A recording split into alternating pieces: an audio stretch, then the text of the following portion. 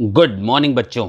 आज हम अपनी इस वीडियो में सीखेंगे दीक्षा और स्मार्ट टीवी पर जो कंटेंट दिए गए हैं उनके जो वर्कशीट दी गई हैं उनका अभ्यास सीखेंगे। जी हाँ, कि हम उनको किस तरीके से हल करेंगे। और ये है कक्षा 8 की इतिहास की किताब के सारे इम्पोर्टेंट क्वेश्चन। जी हाँ, तो इस वीडियो को बिल्कुल भी मिस ना कीजिएगा और इस वीडियो को अधिक से अधिक ज़रूर शेयर करें। तो सबसे पहले देखिए, पहला पाठ है यूरोपियन शक्तियों का भारत में आगमन। जो ये रिक्त स्थान है पहला, एक स्पेनिश यात्री था जिसने अमेरिका की खोज की थी। जी हाँ, अमेरिका की खोज से आप तुरंत समझ गए होंगे, कोलंबस इसका जवाब है। अगला है एक पुर्तगाली यात्री था। जी हाँ, पुर्तगाली यात्री था, व्यक्ति का नाम है, तो इसका आंसर है होगा वास्को डिगामा। जी हाँ। अगला है पुर्तगालियों ने में अपनी व्यापारिक कंपनी स्थापित की। ये कोई स्थान की बात है, तो यहाँ पर ऑप्शन में लिखा हुआ है गोवा, तो हम यहाँ पर भरेंगे गोवा। नेक्स्ट है कैप्टन हॉकिंस एक प्रतिनिधि थे। जी हाँ, कैसे अंग्रेज का नाम है, तो इसका मतलब हो गया ब्रिटिश। जी हाँ, तो कैप्टन हॉकिंस एक ब्रिटिश प्रतिनिधि थे। अगला है व्यापार के लिए भारत आने वाले व्यक्ति थे, वो थे पुर्तगाली। ठीक है, तो ये इस तरीके से ये हमारा जो पार्ट था पहला उसका कंप्लीट हुआ। अगला बात करते हैं, अगले रिक्त स्थान में आ जाते हैं। देखिए, बंगाल पर ब्रिटिश विजय की शुरुआत के युद्ध से हुई। जी हाँ, वो युद्ध हुआ था प्लासी का युद्ध। जी हाँ, तो यहाँ पर हम भरेंगे प्लासी। अगला है हैदर अली और टीपू सुल्तान के शासक थे। जी हाँ, जो टीपू सुल्तान और हैदर अली शासक थे वो थे मैसूर के, तो हम यहाँ पर भर देंगे मैसूर। देखिए, इसके बाद है डलहौजी ने का सिद्धांत लागू किया। देखिए, यहाँ पर कुछ मिस्टेक हो गई है, तो यहाँ पर जो है राज हड़पने का सिद्धांत डलहौजी ने किया था कि वो जिनके कोई संतान नहीं होती थी उनके राज्यों को वो हड़प लेता था। फिर है मराठा साम्राज्य मुख्य रूप से भारत के भाग में स्थित थे, तो ये पश्चिमी भाग में स्थित थे, तो हमारा इसका उत्तर हो जाएगा पश्चिमी। तो इस तरीके से हम यहाँ पर पश्चिमी भर देंगे। अब हम आते हैं अपने अगले रिक्त स्थान की ओर। इसमें लिखा हुआ है तीसरा आंग्ल मैसूर युद्ध वर्ष में लड़ा गया था। जी हाँ, तो ये कब लड़ा गया था? 1790 में। तो आप इस वर्ष को बिल्कुल ध्यान रखिएगा। जो तीसरा आंग्ल मैसूर युद्ध हुआ है वो 1790 में। फिर चतुर्थ आंग्ल मैसूर युद्ध वर्ष कब लड़ा गया था? ये लड़ा गया था 1798 में। जी हाँ, 90 में क्या हुआ? तीसरा हुआ, और चौथा हो गया हमारा 1798 में, तो यहाँ पर हम 1798 भरेंगे। अगला है वर्ष में टीपू सुल्तान की हार हुई। जी हाँ, जो 1798 में चौथा युद्ध हुआ था, तो यानी इसका मतलब 1799 में उसकी हार हो गई। अगला है प्रथम मराठा युद्ध वर्ष में लड़ा गया था। जो प्रथम मराठा युद्ध है वो 1775 में लड़ा गया था। जी हाँ, तो इसमें 1775। और अगला है तीसरा मराठा युद्ध वर्ष किस वर्ष लड़ा गया था? 1804 में, तो हम यहाँ पर भरेंगे 1804।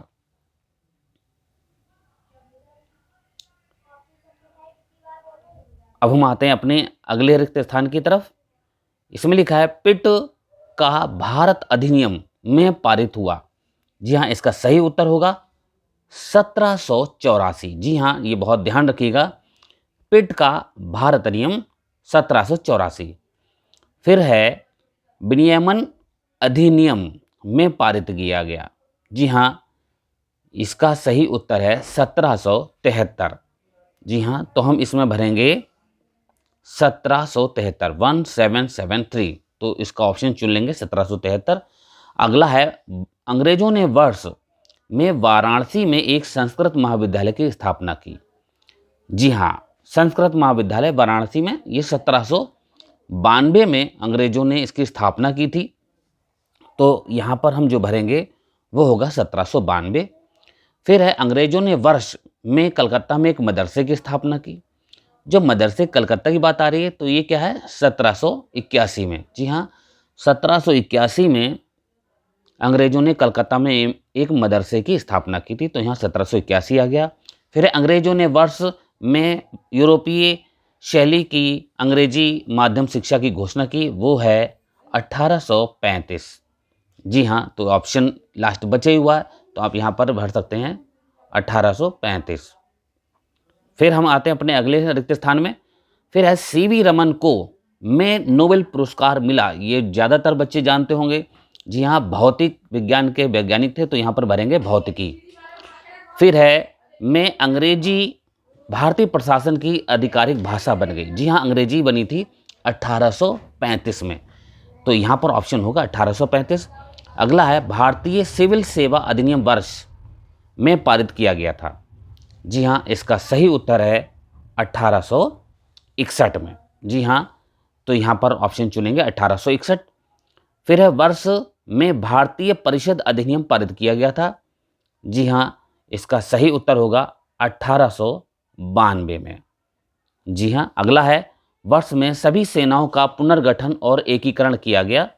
जी हाँ, ये किया गया था 1893 में, जैसा कि लास्ट ऑप्शन बचा है, तो यहाँ पर 1893 आ गया। अब हम अगला देखते हैं।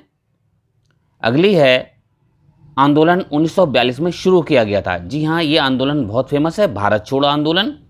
फिर है आज़ाद हिंद फौज की स्थापना ने की थी, ये भी आप सब जानते होंगे, सुभाष चंद्र बोस। यहाँ पर हम सिलेक्ट कर लेंगे क्योंकि व्यक्ति का नाम है, तो यहाँ पर एक ही व्यक्ति आ रहे हैं, तो सुभाष चंद्र बोस यहाँ भरेंगे।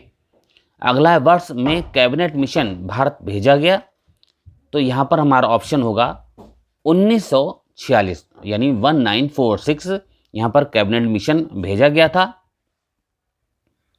फिर हमारा आंसर अगला क्वेश्चन है भारत का विभाजन वर्ष में स्वीकार किया गया था। जी हाँ, ये 1947 में विभाजन स्वीकार किया गया, क्योंकि उसी साल हमारा देश आज़ाद हुआ था।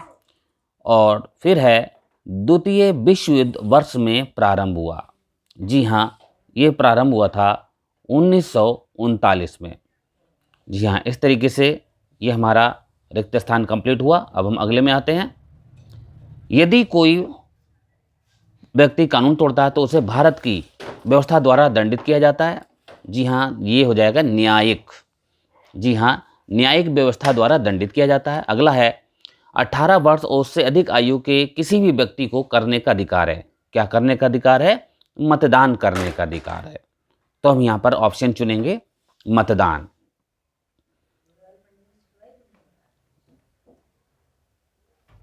जी हाँ, और मतदान की आप उम्र जानते हैं 18 वर्ष होती है। फिर है भारत एक देश है। कैसा देश है? लोकतांत्रिक देश है। हमारा देश कैसा देश है? लोकतांत्रिक देश है, यानी लोगों की सरकार वाला देश है। फिर है भारत में वोट डालने के लिए का उपयोग किया जाता है। किसका उपयोग किया जाता है? ऑप्शन है ईवीएम मशीन का। जी हाँ, ईवीएम होता है जिसके द्वारा वोट डाले जाते हैं। और फिर अगला है लोकतंत्र का पहला पहलू स्वतंत्र और निष्पक्ष चुनाव है। जी हाँ, जैसा कि ऑप्शन बचा हुआ है, तो यहाँ पर हमारा हो जाएगा चुनाव। अब इसके बाद अगला हम देखते हैं। अगले में देखिए लिखा हुआ है वायुसेना के प्रमुखों को कहा जाता है। जी हाँ, यहाँ पर वायुसेना की बात कही गई है, तो जो वायुसेना का जो प्रमुख है उसको हम कहते हैं एयर चीफ मार्शल। एयर नाम से ही आप एयर यानी वायु, एयर। फिर है नौसेना के प्रमुख को कहा जाता है, जो नौसेना है वो एडमिरल कहा जाता है उनको। थल सेना के प्रमुख को क्या कहते हैं? थल सेना का जो जनरल है, ये प्रमुख है, उसको हम कहते हैं जनरल। तो यहाँ पर हम भर देंगे जनरल। फिर है हमारे देश की अंतर्राष्ट्रीय सीमाओं की सुरक्षा के लिए हमारे पास कौन सा बल है? सीमा सुरक्षा बल। तो यहाँ पर भर जाएगा सीमा सुरक्षा। जी हाँ, बीएसएफ जिसे कहते हैं, बॉर्डर सिक्योरिटी फोर्स।